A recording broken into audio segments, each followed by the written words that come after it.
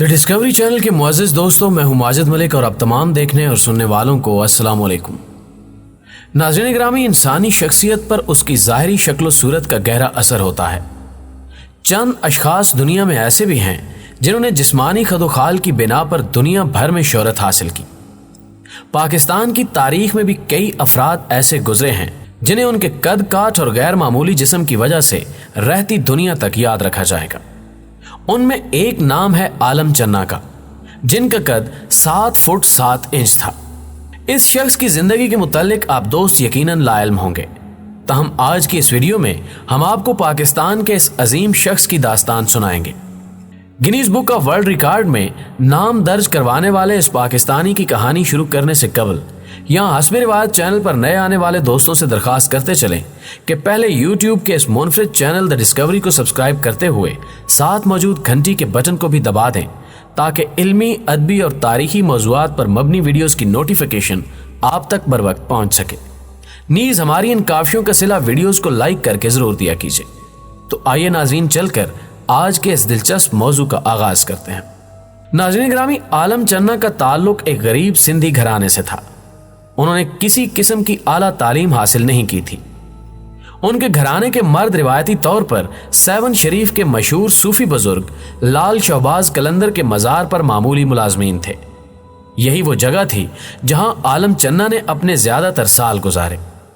उनके जिम्मे मज़ार के कुछ हिस्सों को साफ रखना होता था।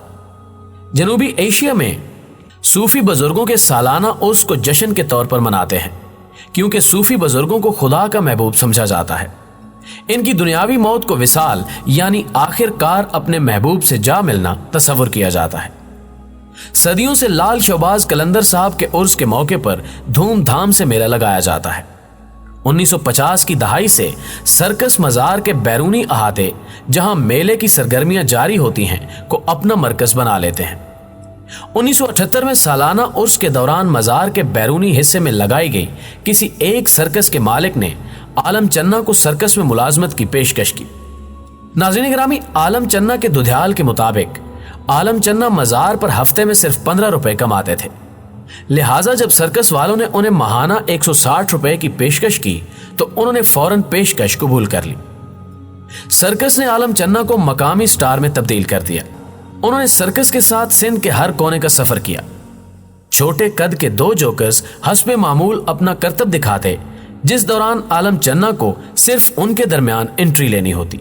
वो चलते हुए अंदर आते और उन जोकर्स को ऊपर उठाना शुरू कर देते, जबकि ये जोकर्स ऐसी अदाकारी करते कि जैसे वो इस देवहिकल शख्स से बचकर भाग रहे हों।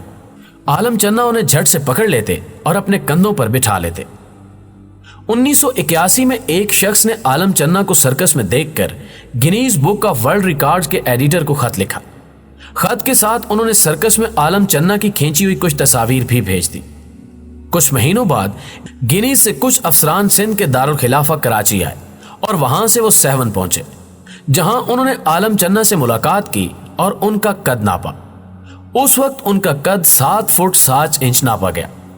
बरतानिया वापसी पर उन्होंने आलम चन्ना का नाम दुनिया के सबसे तवीलुल कामत इंसान के तौर पर दर्ज कर लिया। मुअज़्ज़िज़ दोस्तों, ये खबर सबसे पहले मकामी सिंधी अखबारों में शाया हुई, जिसके बाद बड़ी तादाद में उर्दू और अंग्रेजी अखबारों ने इस खबर को शाया किया और फिर आखिरकार सरकारी टीवी यानी PTV पर रात 9 बजे के उर्दू खबरनामे में इस खबर को नशर किया गया। रातों रात आलम चन्ना एक मशहूर आदमी बनकर चमकने लगे। वो जहां जाते मीडिया नुमाइंदगान और तमाशाई उनका पीछा करते आ जाते। उन्हें जिस अंदाज में शोहरत मिल रही थी वो उससे परेशान हो गए। आलम चन्ना ने सर्कस छोड़ दी और फिर से मज़ार पर मामूली मुलाजमत शुरू कर दी। वो उस वक्त भी मज़ार पर काम कर रहे थे जब अगस्त 1983 में जनरल ज़ियाउल हक की आमरीत के खिलाफ एहतिजाजी मुहिम अपने उरूज पर थी। मुजाहिरों को चंद गद्दारों की कारस्तानी साबित करने के लिए ज़ियाउल हक ने सूबे के तमाम अहम मकामात का दौरा करने का फैसला किया, लेकिन उनका हेलीकॉप्टर जहां भी उतरता उन्हें मुसलसल एहतिजाजी मुजाहिरों, कंकरों और पत्थरों का सामना करना पड़ता।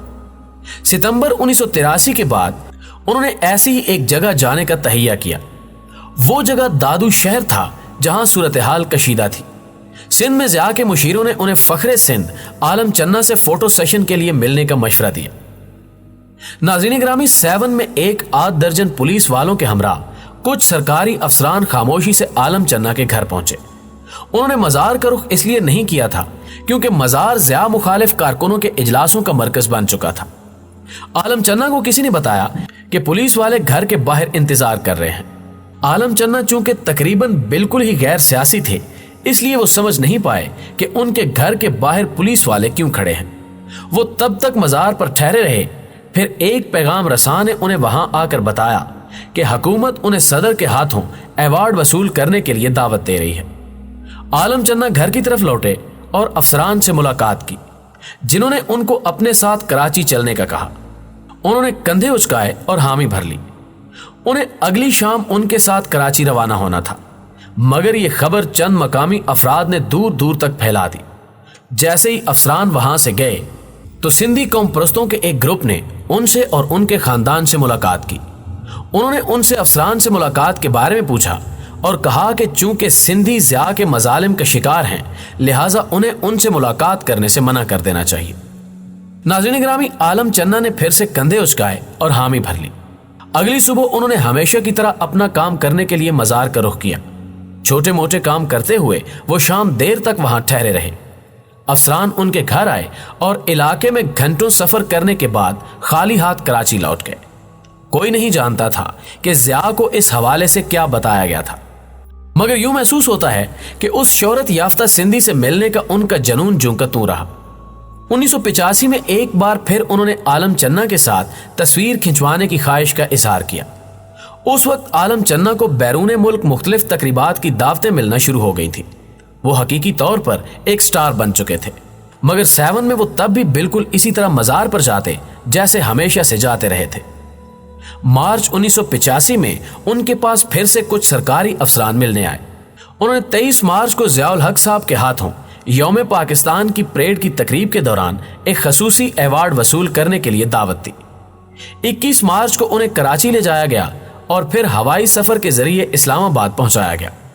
तकसीम अवार्ड की तकरीब के दौरान हजारों अफराद के सामने उन्होंने सदर पाकिस्तान जनरल ज़ियाउल हक से अवार्ड वसूल किया।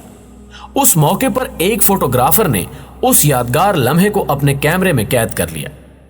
नाज़रीन ग्रामी, पाकिस्तान के तमाम नुमाया अखबारात और बरतानिया के डेली टेलीग्राफ ने भी ज़ियाउल हक साहब के हाथों आलम चन्ना को अवार्ड देते वक्त की तस्वीर शाया की, जिसे वसूल करने के लिए उन्हें नुमाया तौर पर झुकना पड़ा था।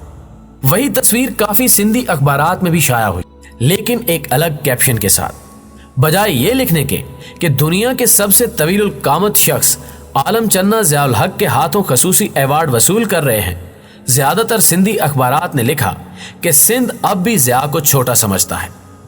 1988 में ज़िया की मौत के बाद भी आलम चन्ना शोहरत हासिल करते रहे।